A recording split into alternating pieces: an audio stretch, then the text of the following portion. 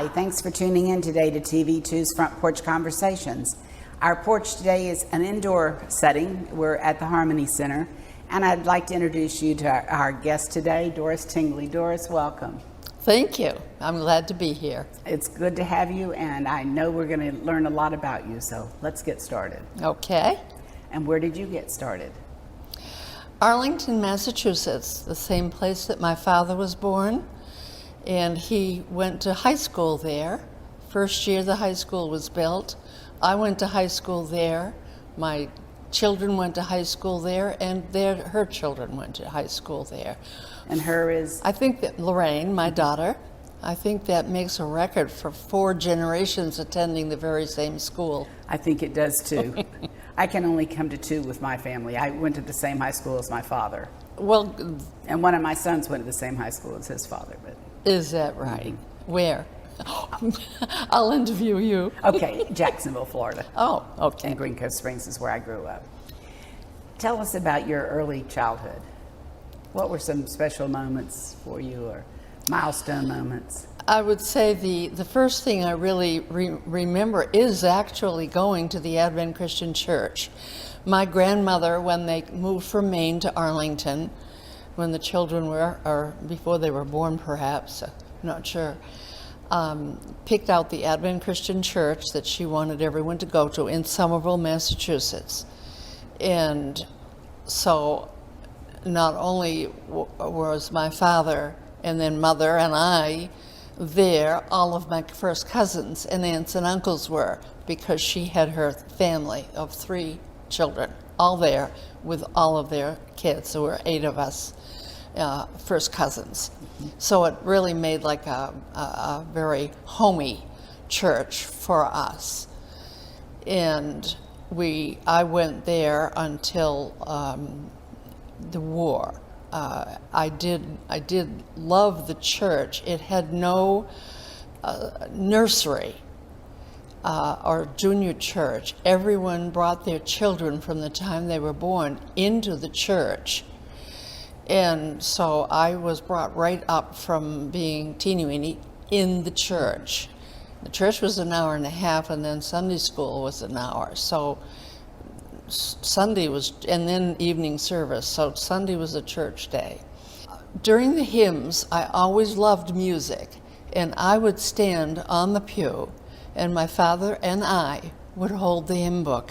I couldn't read, but by the time I was 5, I had memorized all of the Advent Christian hymns that we would sing in the morning and loved it. And to this day, I do even hear those old hymns.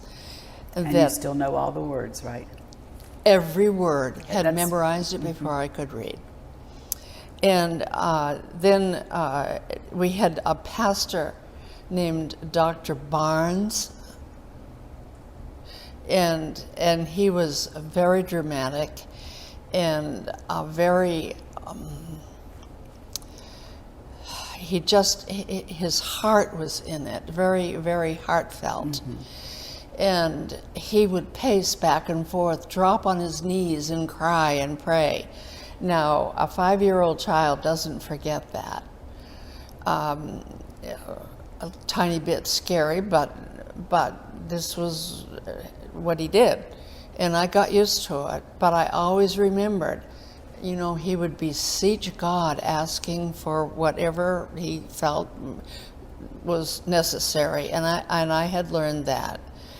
And the thing that I remember most is getting lost when I was 5 years old, about 5 or 6, in Canada when we went up to my mother's parents' farm. And I knew the way out, or thought I did, to where they took the cows, because I had been out with the boys to take the cows out in the morning to the pasture. And decided to do it by myself one day, telling nobody, and disappeared. And that, of course, caused panic, I'm after sure. a half an hour, I realized I've done something really wrong. But I remember Dr. Barnes, all you do is ask God. And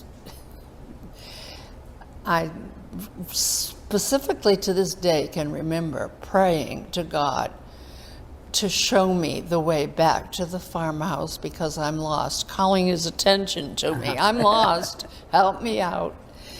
And as soon as I finished that prayer, just like Dr. Barnes did, I knew how to end them, I heard my father's voice say, "Doris." And I said, "Daddy." And I was found. And I never forgot that. I have goosepimples now. It made a great impression on me. To have prayer answered that fast hasn't always worked exactly like that, but it's wonderful to know it can. So that was a very important memory for me, always. You talked, when we visited, you talked about the fun of 8 cousins being together. Lived together because it was the Depression and my grandfather had a huge house. And so we lived in an apartment in the house. My Auntie Irma lived in the front of the house with her 3 children. And he had pulled a house into the back because the bank wanted to build down on Massachusetts Avenue in Arlington. And my grandfather had to move a house and he put it in his backyard, but it faced another street. And 3 more cousins and an aunt and uncle moved there.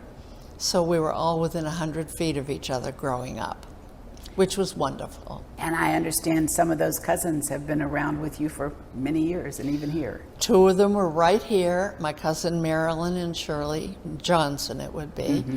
And when I came here, or before I came here, there were about 40 people from the Advent Christian Church. The one in Massachusetts? Yes, Somerville.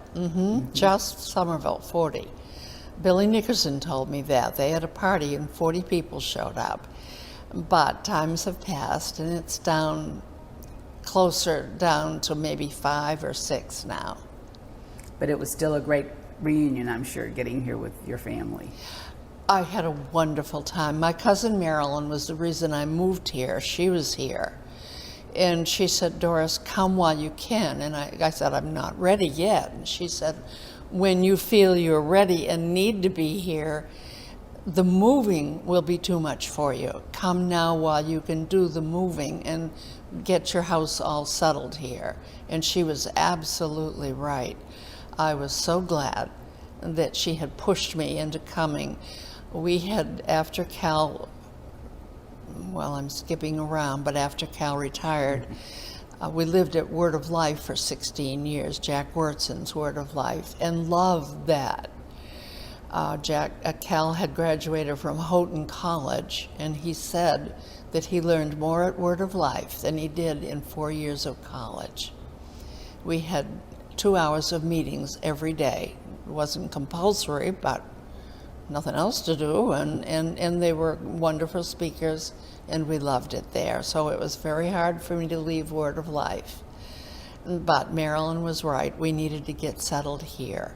We came here when I was 78, and Cal was 80. Well, now that you've mentioned Cal, tell us about meeting Cal. I always loved to travel. So when I finished high school, I applied and went out to the University of Denver and graduated after 4 years and worked for a year. So I was there over 5 years. And the problem with dating 2,000 miles from home is if you really want to settle at home. I thought everybody would want to live in Boston instead of cow country. I was very wrong. I remember one boy saying, "I just want to rock on the front porch here in Stillwater, Oklahoma."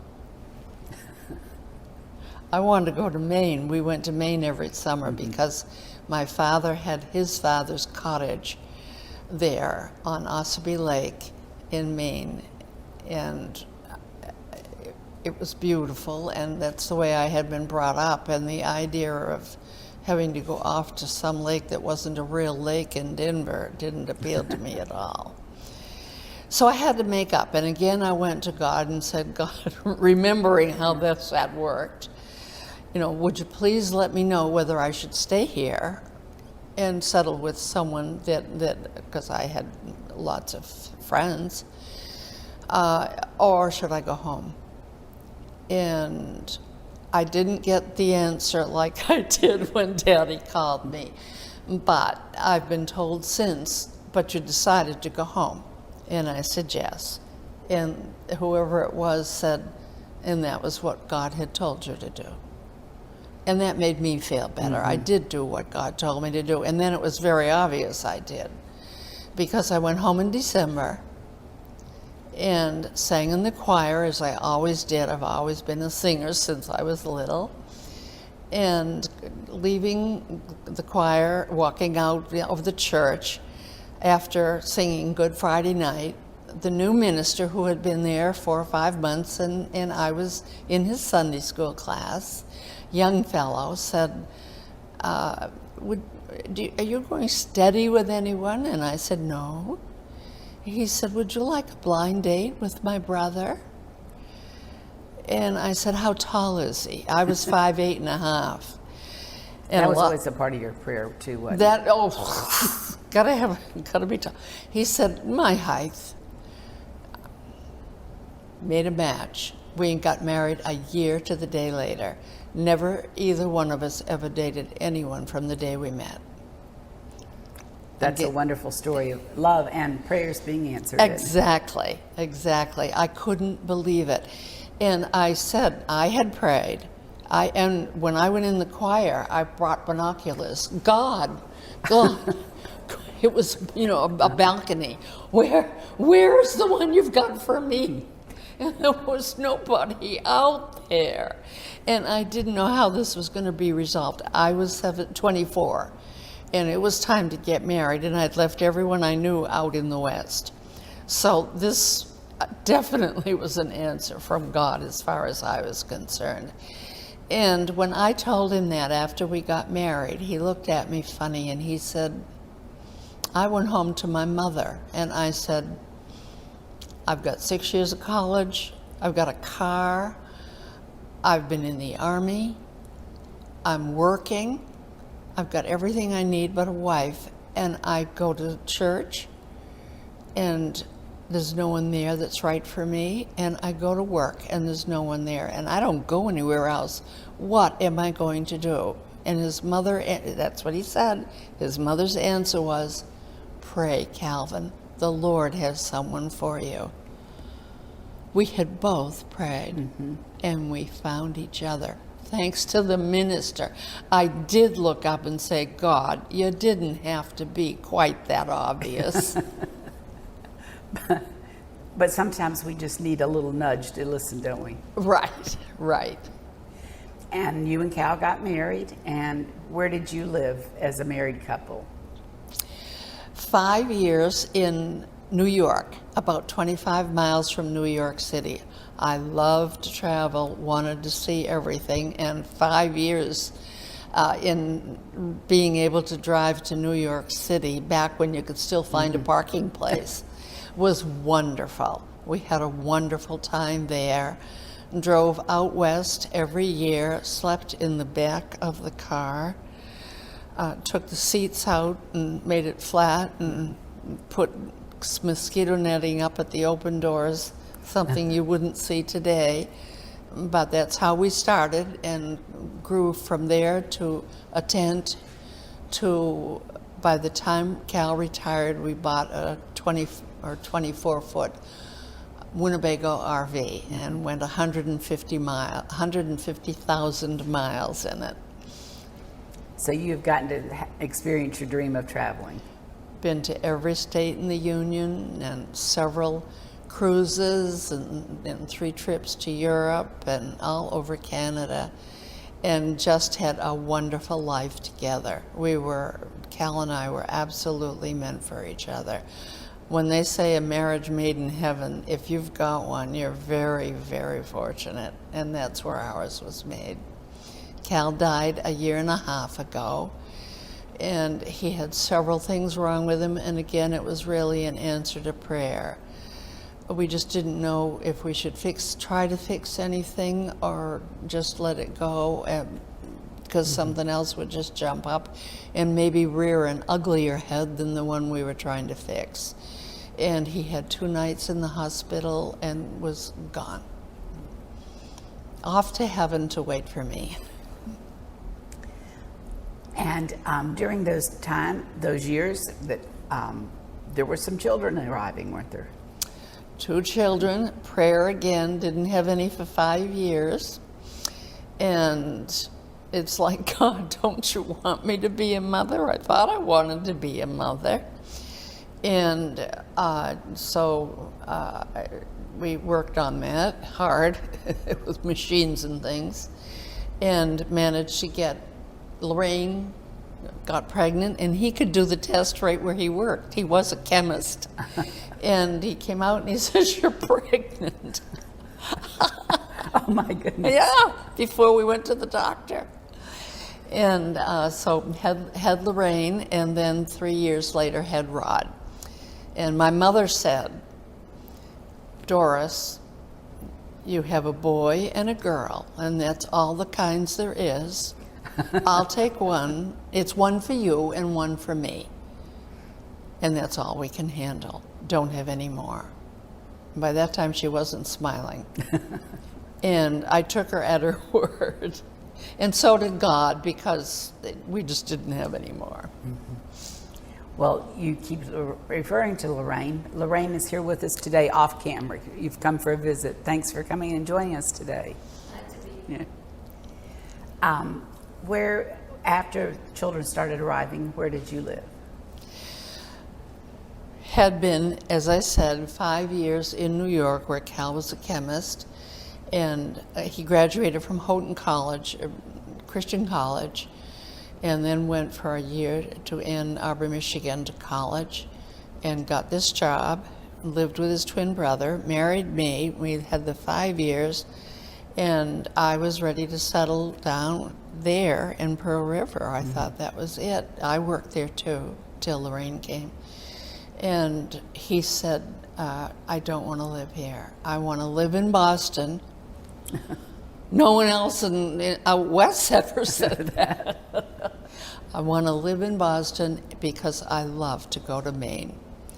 And my father had 63 acres of land, and that he'd bought from his great-grandfather, actually, was the one that owned it in the first place, and a cottage that he bought from his grandfather.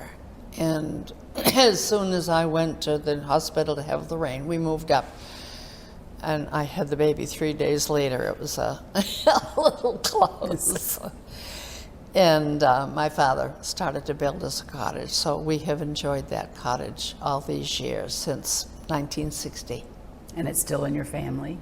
You still in it? 3 cottages. I inherited my mother and father's cottage beside me, and my cottage, and then bought the one next door from my father's cousin. And so Lorraine is in one, my son is in one, and I'm in the one in the middle. And you're hoping to go this summer, correct? Missed last summer for the first time ever, and already have a flight reservation. I've had my inoculations for COVID, and off I'll go. And you have a traveling companion, don't you? That'll go with you? I can't leave my kitty cat. Tell us about. He woke me up this morning an hour ahead of time. I said, he's never done that. 6:30, he knew that I needed to get up and try to look fresh and springy. And you do. Thank you. Tell us about your cat and how he likes to spend his mornings. You get me started on the cat. My $1 million cat.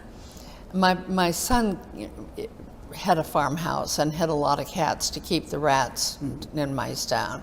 And this was a 3-month-old kitten, and he said it's the smartest cat we've ever seen, or had, I mean. And he said, you know, as I'm going to give him to you when he's just 3 months old. His mother has to teach him for 3 months. And so Bonnie, the mother, got to keep the cat for the first 3 months, and then the cat came to us. And I was just thrilled. And he's, because Cal died, I don't really know what I would have done. He talks to me all the time. If I say good morning, he says meow. And if I don't say good morning, he says meow. And we have to do it the other way around. This morning he got 2 breakfasts because he got up so early. It was 6:30 when I fed him the first one. But I'm never in a room alone. I never sleep alone. Wherever I am when I wake up, he's in a chair or in the bed with me. And he's great company. Pets, if you have a wonderful cat or a dog, I think it's a great blessing from God that God figured out that we could enjoy something else besides just ourselves. Mm-hmm. Well, he is a beautiful cat too. Thank you. He's called a tuxedo cat. They're black with white paws, white under their neck, and then white going down their tummy. So he'll go with you to Maine this summer. $125 to fly the cat. I have flown for $49, but he sits under a seat and has to pay $125. When you had a work career, tell us about your work career. I worked actually about 2 years, and first thing I ever did was be a waitress in Belgrade Lakes, Maine, on an island. The boys had to pull us over on a raft, which was exciting. Uh-huh. And Belgrade Lakes, it's up north from where I live in Maine, but it's beautiful. And I enjoyed that. Went with a girlfriend, and there were 5 other girls, 7 of us all together. And that was fun. And did that for 2 years, and then went right off to college. And no work during college. Worked as a secretary. And wouldn't I have given anything in the world for the computers that we have today? When you make a mistake and have to erase 11 carbon copies. Oh. I think that's why I I finished college for that reason. That was a summer job one time. Is that Yep. right? I loved being a secretary. It worked fine. And then I left Denver because I had made up my mind I'd go home, and then worked at MIT for a year before I married Cal. And then worked at jobs. I asked Lorraine when she was in the last year of school if she'd be willing to cook supper. I couldn't work all day and then come home and cook for her and Rod and Daddy. And she said yes, she would cook. And so I got a regular job then where I worked all day and didn't get out till 5 o'clock. And again, it was secretarial work. Hewlett Packard. Is there anywhere else you still want to travel you haven't been? Yes, absolutely. Iceland, for instance. But at 90 years old, I realize I can't. I'm just very grateful for the places I have been. I've been to Norway. I had a friend who lost her husband, and I know he didn't like to travel, and she did. So I said, Jean, as soon as you want to go someplace, I'll go with you wherever you choose. And we went on a wonderful trip up through Norway and up to the Northern Straits or whatever it's called. When you look out, and if you could see it, you'd see the North Pole. Right. And that was a wonderful trip. And I've been to Hawaii either 3 or 4 times. I love Hawaii. I'd like to go down to South America.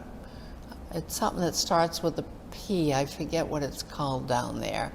But there's a lot of different things, but I won't make that. I'll do well if I can get to Maine with my cat. What advice would you give for a young person today? Believe in God. God is the answer to all of your peace, of your heart, of your mind, of your soul. And I'm so sorry to see the younger children pulling away from that. And the TV, different things that you get from the TV and the radio, it's very disconcerting to me. And I'm just so glad to be here where God comes first, because I know that as long as I stay here, I'm very close to God. And I love it here. We had a wonderful time here.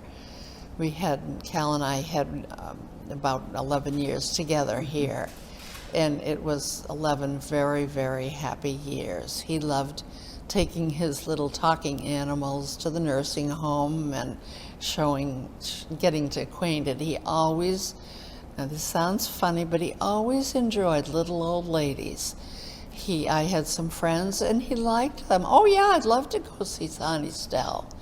And so he was right off to the nursing home with his little barking dogs, and and he had an elephant that sang Unforgettable and a mouse on its shoulder that sang with it. It was adorable. It was Natalie and her father, Nat King Cole's voices, and it was so cute. But without Cal, I feel this is such a safe place for me to be, and I'm very, very glad that I'm here. And I still have one cousin-in-law, two cousin-in-laws. Donna Johnson is here, and my cousin Leon Lombard. Well, it's kind of like a family reunion here, in a way, for you. It certainly, it was, absolutely. Earl Van Amberg was alive when I came, and he and I and Marilyn and Bobby Crocker were all baptized the same night together at the Advent Christian Church. Well, what a wonderful life you've lived, and thank you so much for sharing, and keep living. Thank you. Thank you. Thank you so much for visiting with us today and letting everybody know more about you. Thanks so much, and tune in again, please. Well, thank you.